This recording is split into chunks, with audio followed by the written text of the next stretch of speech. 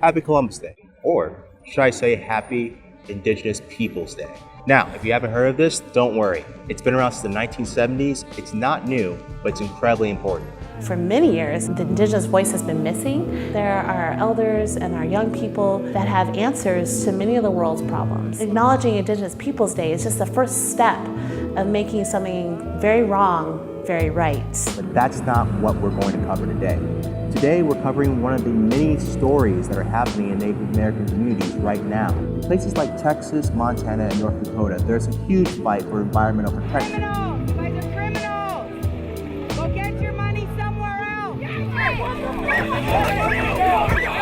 It shows also how a lot of these different struggles in other communities affect all of us. And with that said, I'm going to hand it off to our correspondent down in Texas, Sarah Colón, who'll give you the details. Hello, my name is Sarah Colón, and I'm here today at Energy Transfer in Dallas, Texas.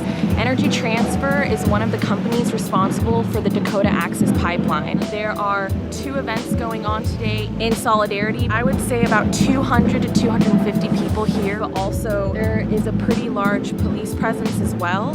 In the past month, numerous actions have taken place in North Dakota to try to stop construction on the pipeline, which have led to many arrests. People are being pepper sprayed. We are not leaving! We are not leaving!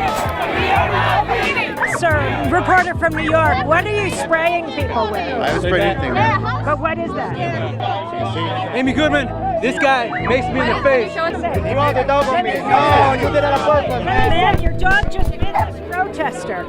Are you telling the dogs to bite the protesters? The dog has blood in its nose and its mouth. So, why all the protests? Here's the main point. The government's trying to build pipelines through sacred land that's been protected by treaties.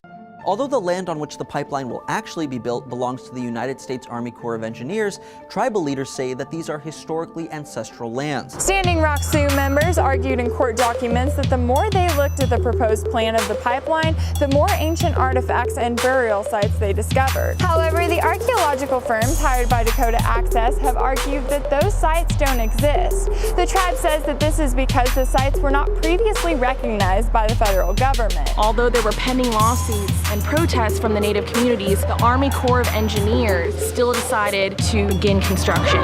They're bulldozing and preparing to install a pipeline to go into the Ethan River. The thing is, it's not just about sacred land. It's also about safety. There's a huge environmental risk when it comes to putting down oil pipes, especially in water sources. Now, the current plan is set to run the pipeline through the Missouri River, and that's at a location that is right next to the Standing Rock Sioux Reservation. This route was already moved only after a town near the previous path protested to state officials. Oil spills, believe it or not, happen far more often than you think, and the environmental effects are staggering. Since Exxon Valdez, there have been at least 24 major oil spills in the United States, ranging in size from a few hundred gallons to hundreds of millions. It's also going to cross the Big Sioux and the Mississippi River, and the Mississippi River goes into the Gulf of Mexico. This affects everyone in this country because this is water, and like many people have been saying here, water is life.